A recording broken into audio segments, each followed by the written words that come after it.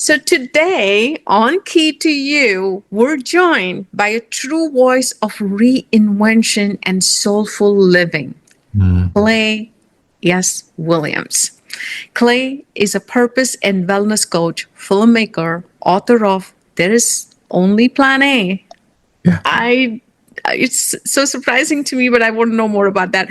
And the visionary creator of the Just Beginning Project, a groundbreaking media platform that is redefining retirement as a powerful rebirth, right?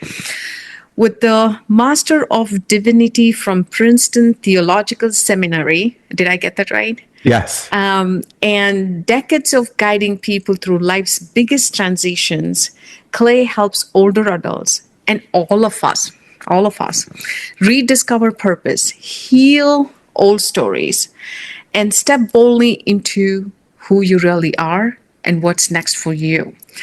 Through heartfelt storytelling, coaching, and community experience, he's sparking a movement that proves your most meaningful chapter can begin at any age. Klay, welcome to the Key2U. Thank you for being here. It's an honor for me to have you here on Key2U. Shruthi, is an honor for me. Thank you for the invitation, for your warmth. When we connected the first time, it felt very much in alignment. Totally. Your voice is still resonating in my You've got the divine voice. I can tell you that. Thank you. So, Klay, let's start with it, right?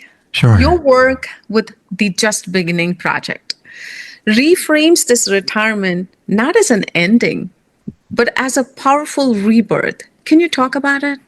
Sure. So in my work as a purpose and wellness coach for decades, so many people, as they were navigating getting to this age of quote unquote retirement, for some people may be lucky the 55, maybe some who are 70 because they're waiting for their Social Security to kick in to get the ultimate benefits.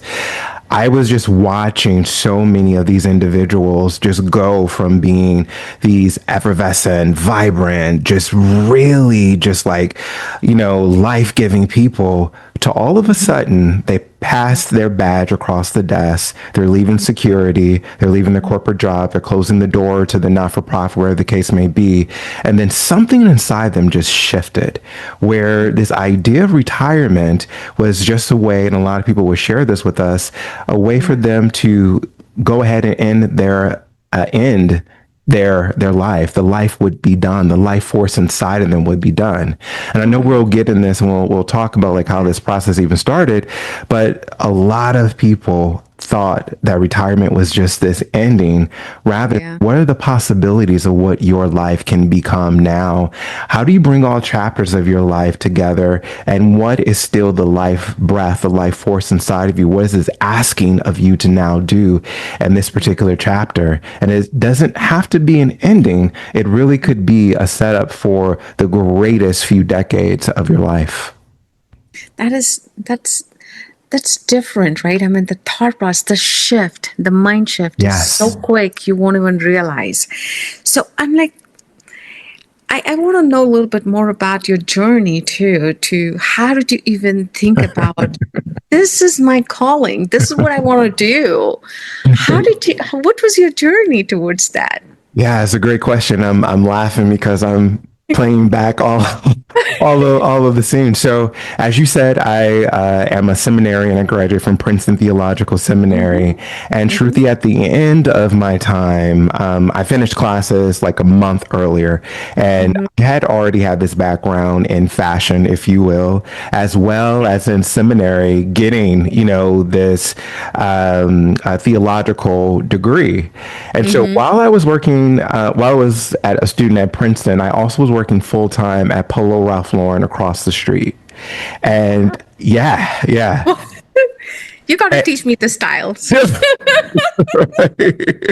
right. Well. But to your point, I had no idea that this this luxury brand would have an impetus in helping me figure out like my life calling. So here it is. I'm doing field education at Princeton Theological Seminary. I'm down the street at Princeton United Methodist Church, fulfilling my pastoral duties. Hanging up the robe, running down the street to get to work to at Polo Ralph Lauren. And world. Exactly.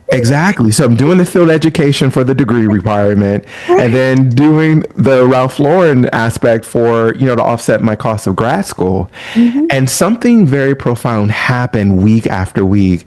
People stopped coming in just to shop for clothing. And of course, we're building relationships because it's a luxury brand.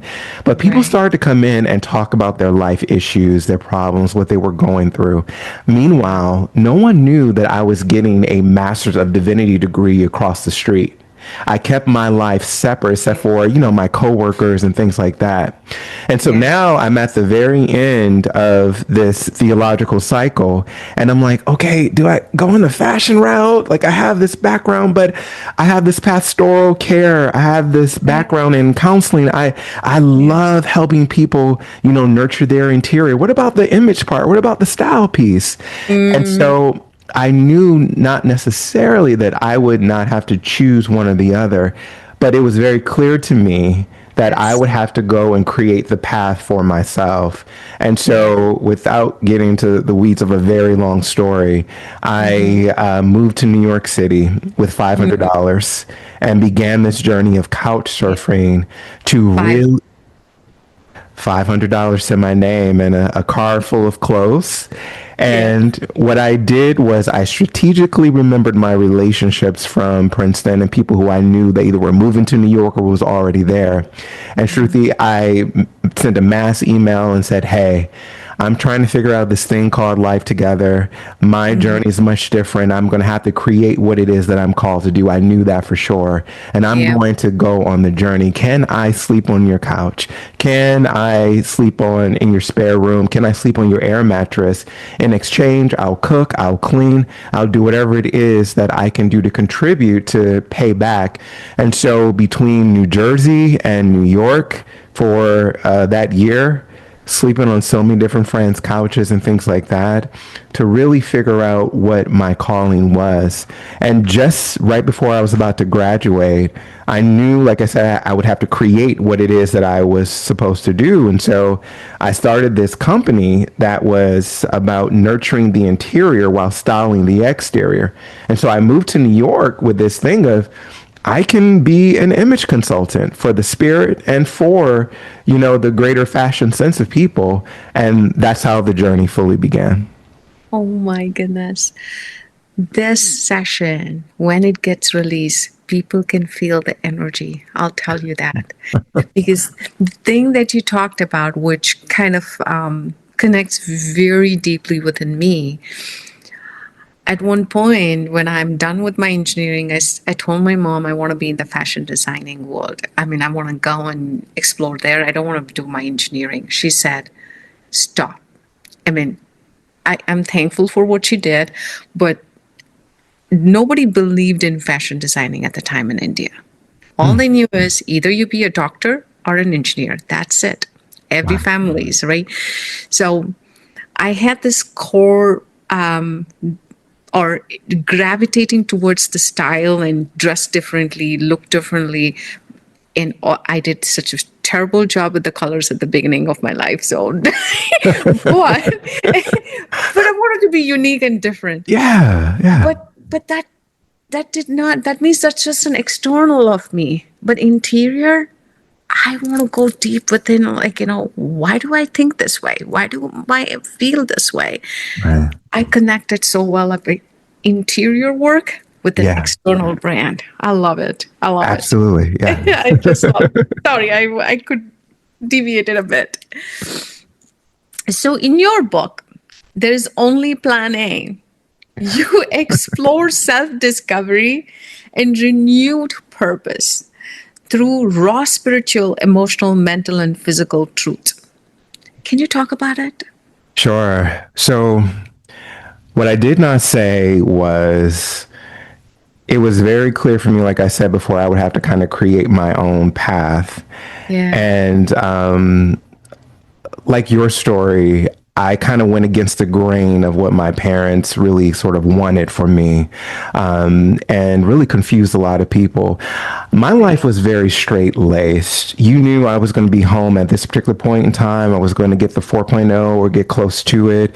I was always going to be a student of excellence, and you could really gravitate that I was going. You could picture in your mind that I was going to be the person that would go to school, become a lawyer, become a senator, or become like very cookie cutter kind of life.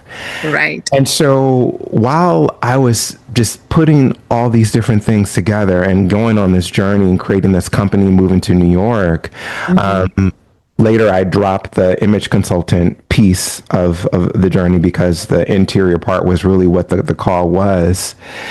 It became very clear to me that there is a path that only God, universe, whatever people say for themselves, I say God, is asking and inviting us to do.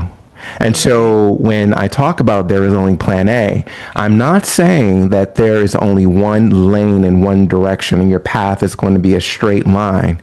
I'm saying the thing that God has called you to do, only you can do. Why would you need a plan B, C, D, E, F, all the way to Z when the thing that is within you, it is literally within the essence of you. It's in your breath. It's in your being. It's in your organs. It's in who you are. And it was very clear to me, not only I would have to create it, but why would I not have why would I have fear? Why would I have hesitation to go in a different path? And so for self-discovery within this Plan A journey, I knew that I would have to become the person that exemplified plan A in every aspect, not perfectionism, but I would have to walk the journey that I was inviting other people to also walk. And so that self-discovery of how do you trust yourself? How do you live in a space of faith and wisdom when you're not sure where your next meal is coming from, but you have this vision, you're building it from the ground up? How do you have a sense of security within yourself? What are the layers within you that you have to peel back and be able to face those things as you are becoming who you've been called to become? And so the book in particular, it goes through my entire journey and methodology on not only how I discovered my plan A, but a formula, not saying this is your exact same thing, but what I have been able to see within myself and the life of my other clients, the universal themes and the invitations that's asking us to consider as we go on this journey of becoming who we've been called to be. Oh my God. Lately, I've been really drawn towards Dr. Joe Dispenza. Have you heard about him? Yes. And his message of change your energy, change your life.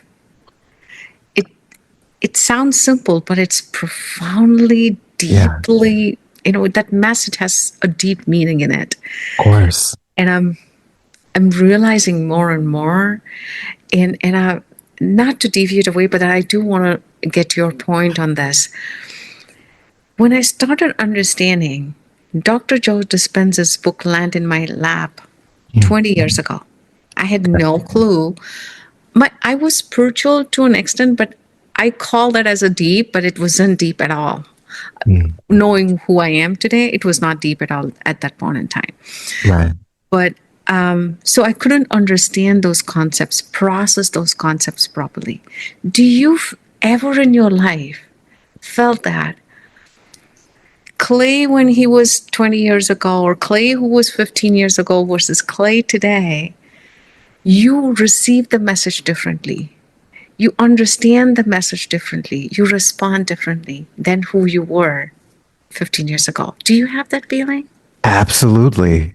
Not only do I have the feeling, Shruthi, it is literally sort of like the genesis of my work with other people as well. There is a point from my research in general where something happens at age 9 for most people, usually 8, 9, or 10, but the average is 9. Okay. where there is some type of dis-ease, some type of chasm that Yeah. is either propelling you to move towards the path, the track that you're supposed to be on, or there is something that is a difficulty Mm-hmm. that ends up being the thing that needs to be healed in your life. And Mm. so you look up and age 16, something is transpiring. Age 25, something is transpiring. And you're Mm. looking back and asking, when did this happen? How did Right. this? And for myself and even for clients, I'll say, when did this begin? When did Yeah. that pattern or when that thing begin? When did it start? Right. To be able to not only go back to the place and to heal that, but to also see, to your point, you're not Yeah. the same as you were at 9, 16, 25, 40, and so on. But it's Yeah. important to recognize those milestones and to Right. also ask yourself, who are you? Because for a lot of people, Mm-hmm. they're still in that younger emotional state at age Mm. 35. They're Wow. 9 years old emotionally. Wow. They're They've not healed that at all. no, Okay. no. But understanding, like you're saying, being able to look back Yeah. is so important. So important. Thank you for answering that. Of course. The Just Beginning project, I want to take it back again, follows the older adults uncovering new purpose through film, coaching, and dinner circles that you have, and programs like the internal shred. I want to know more about it. Can you share a particularly moving story from one of the participants? You don't need to take the name because I Sure. know some of it is confidential, or from filming, you know, the story that can help whoever listening to our conversation. I gotta talk to Klay. I want to watch that. Maybe I want to, there's so many people, they're not vulnerable. They can't Mhm. share. They Yeah. close themselves so hard, Yeah. or ego. I don't know, whatever you want to call, but then they don't have a way to express it out. Yeah. I want to touch those people who Yeah. opens up from this discussion. So at the heart of the pandemic, I was a coach at Airbnb here in New York City at their regional office, Yeah. and I was supporting their community development team, and we're bringing to people together to work on communication breakdowns in the office, how they Mhm. can sort of align with the purpose of the company, and how there could be a greater sense of self within the individual.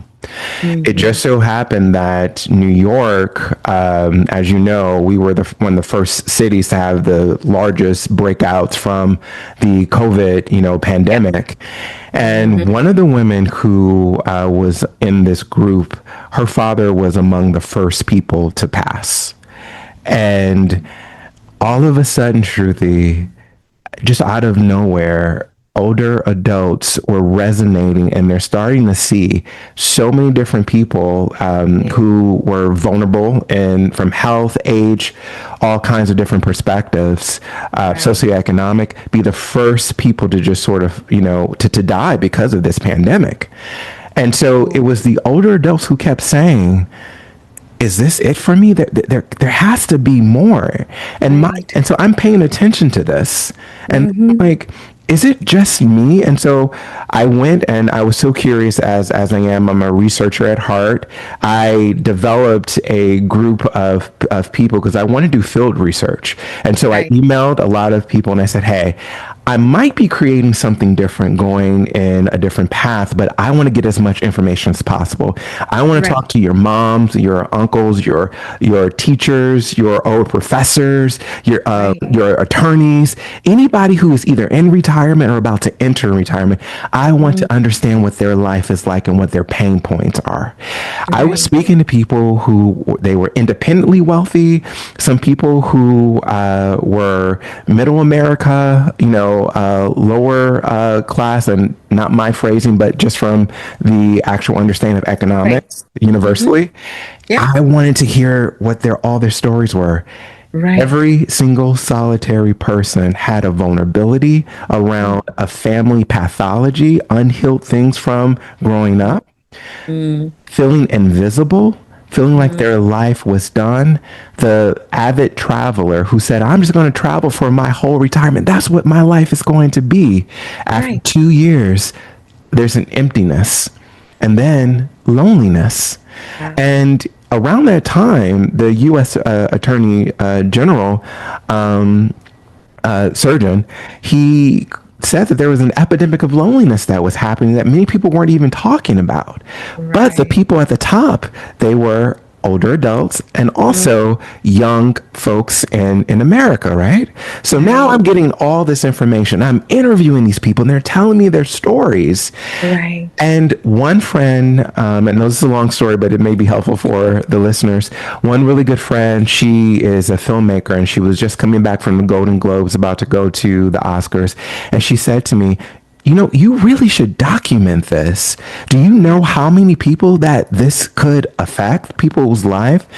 And Right. so it was clear to me that I would want to create a pilot, a proof of concept to walk everyday New Yorkers, whoever was curious, who are older adults, either in retirement, about to go into retirement, through a process of being able to identify their stories because it was resonating with so many different people. And Absolutely. so it was very clear also that this wasn't just a film. No. Yeah. This is one of those things where people who aren't going to be able to work with me or who are going to be able just to watch this film, Right. they need to have a place to go. And so Right. in entertainment, especially the traditional forms of entertainment, streamers and networks, they don't want you to have this full ecosystem. They wanted you to just pitch the film and let it be the film. But I knew that wasn't going to be it for me because of all these different conversations. So fast forward through the process of the film actually coming to play. One of the things that resonated so deeply was taking Sandy through this process. In particular, Sandra Balo, she was one of the protagonists from the film just beginning.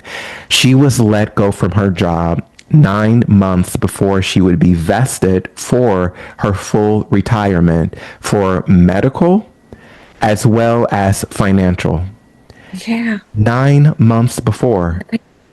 Meanwhile, she's a full-time caregiver for her husband who has a debilitated disease who was just only going to get worse. She had just finished being a caregiver for her mother. And so she worked, ironically enough, in the medical field. She's in the ER taking care of everybody, having to change out of her scrubs to go home and to Yeah. take care of her husband. And Unbelievable. she completely forgot who she was in the process because her identity was taken away.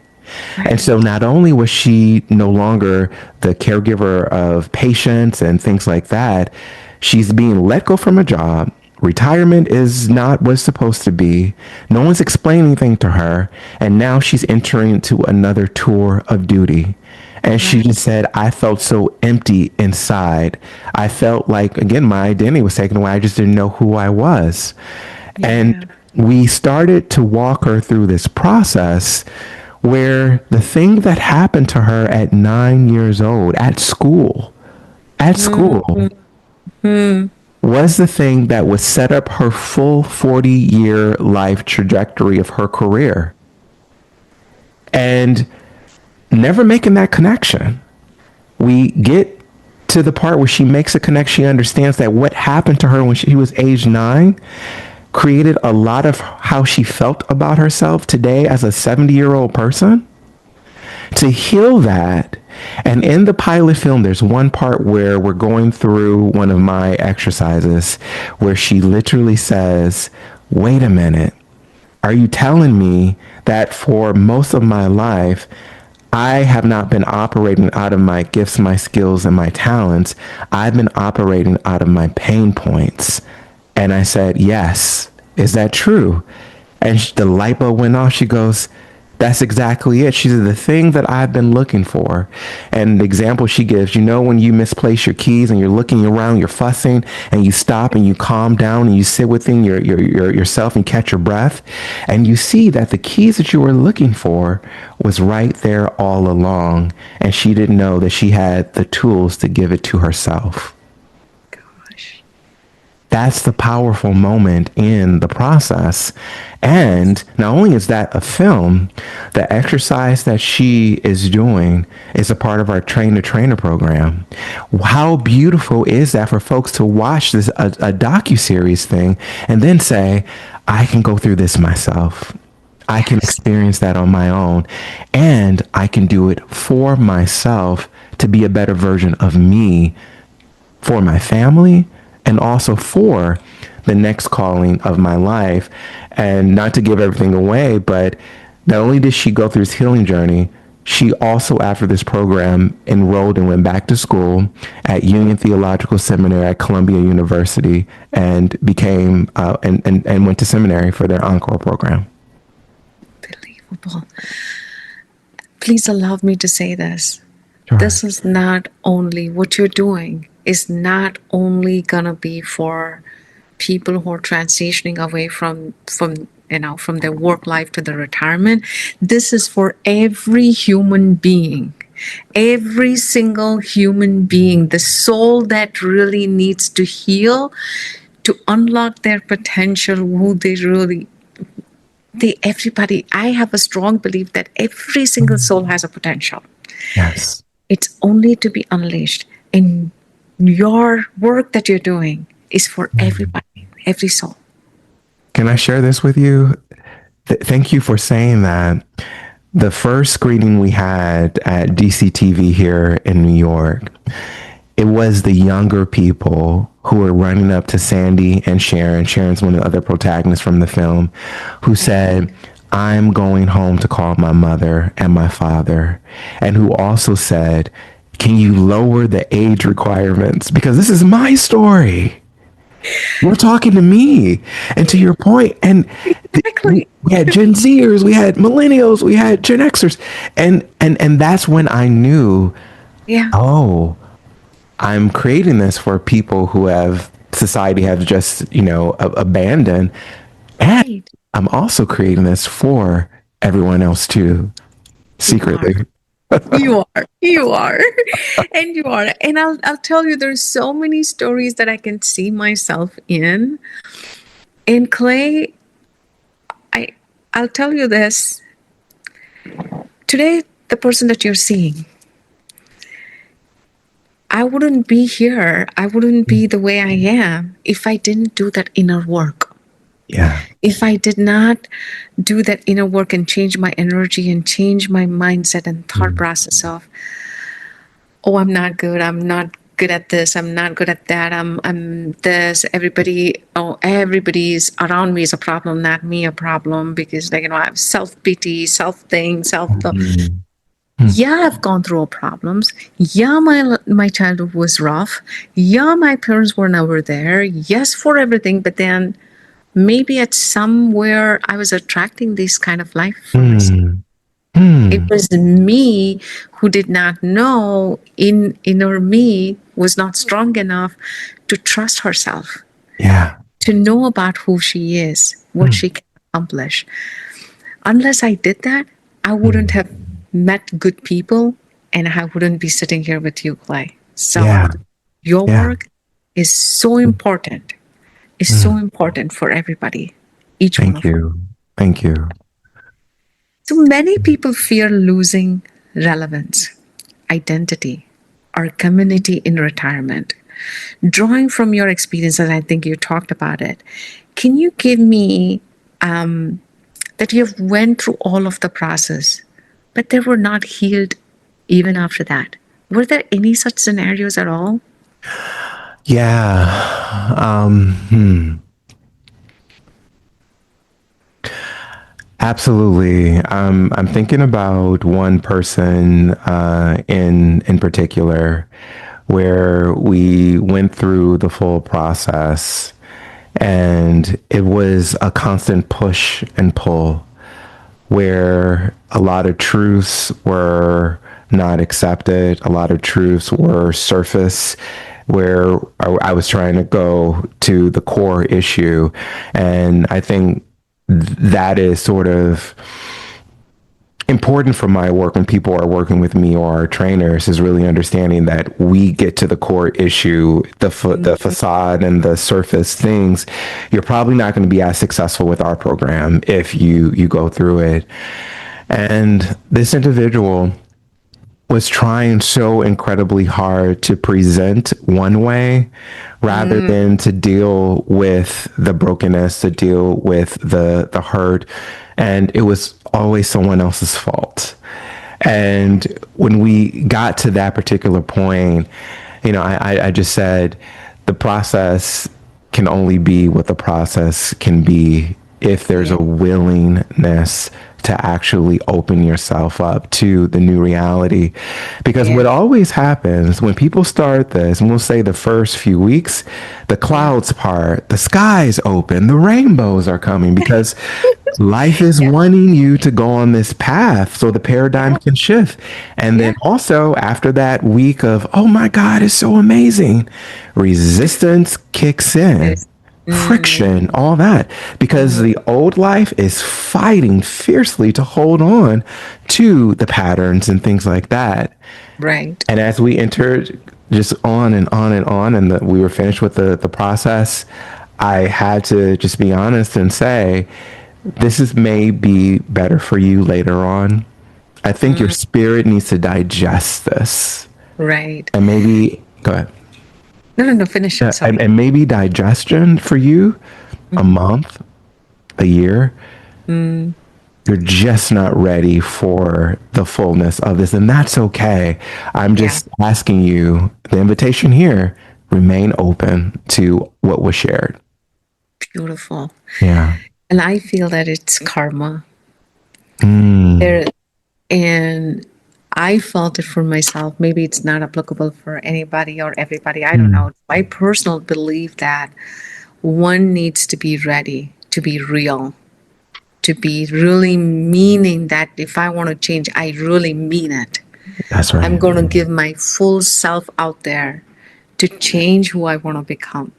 Yeah. If you're not ready for that, then you still have more karma to get through. And when you are, you'll be ready. Yes. Right. And that's also another reason why we don't accept individuals gifting this experience to other people. Right. A lot of times when that has taken place, just from experience, if the person is not ready, their money that they are spending, and again, if I was just in this to make money, great, give me all of the thousands and things like that.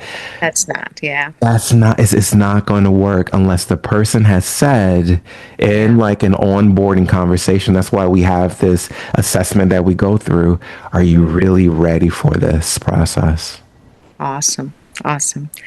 So for listeners at any stage, whether mid-career or approaching retirement or already there, what's one mindset or daily practice from your 365 plan and nightly meditations or holistic approach that can help them start listening for their own next chapter right now?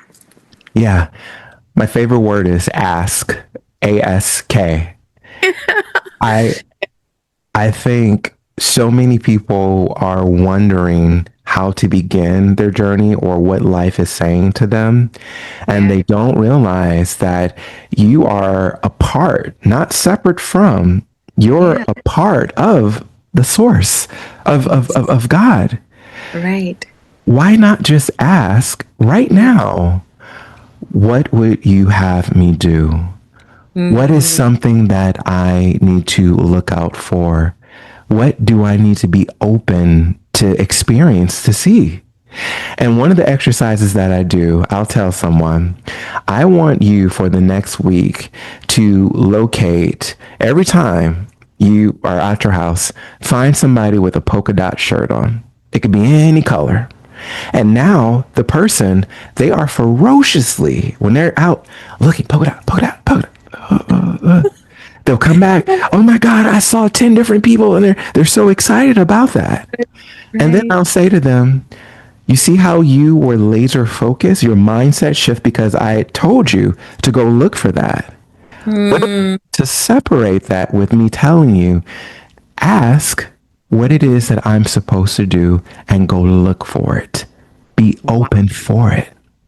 The exact same way that you're looking for that polka dot shirt, God, the source within you, has the answers, but you have to be open to asking, what is it that you have of me? How can I be utilized? What is the next best step? Show me. Enter me. Enter me. So, again, I'm just going to practically want to relay that so that everybody can use it. Of course. Asking, how do we ask? Like, you're at work, you're taking care of your, when you come back, is it just right before you hit the bed or early in the morning or in the afternoon? Is there a procedure, or just be yourself, find a silent place?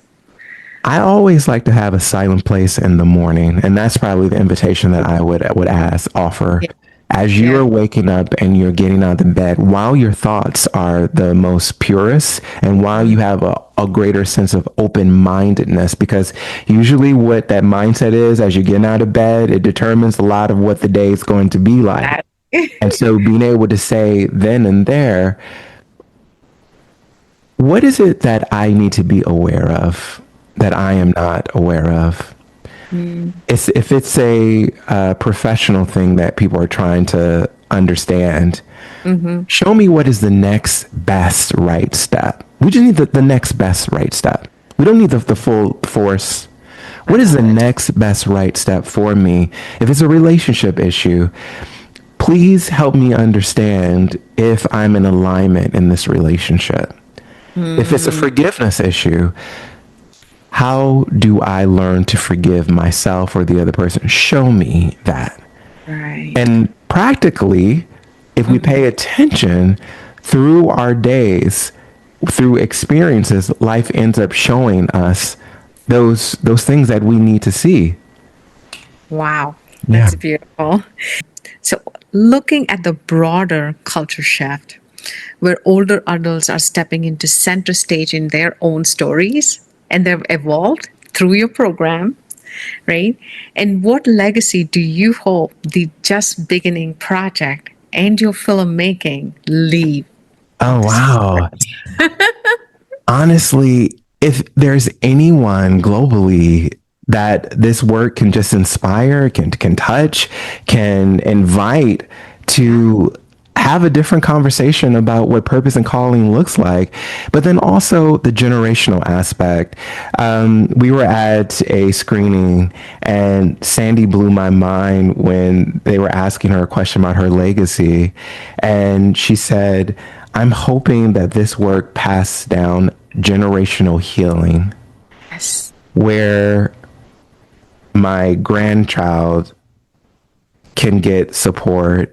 They know that they're not done. My son, my children. And when we were at one of the screenings, and I say this all the time, Sandy brought her family, and it was her grandson that was there, her son, and their wives. And you see the younger grandkids like looking up at his grandmother because you never heard her story before. And then the son's like, oh my gosh, and they're connecting all these dots. So if there's any legacy that I hope that this creates generational conversations around purpose, healing, and how you can advance your life by being purposeful at any stage and across nations, across countries, everywhere. Universe. That's it. If you could sit down with your younger self or with a listener right now who's feeling stuck in transition, what single truth or story, your journey, or let's say 3 things that they can remember from our session today, that they can take away today and tomorrow and the day after for their life? Yeah. First thing I would say is never too late. It's never too late. The second thing I would say is learn to trust yourself. Yes. And all capacities. And the third thing I would say is remember to ask for help. Help is always there. Yes, this is beautiful. Thank you, Klay. Thank you for being Thank you for having me. Thank you so much.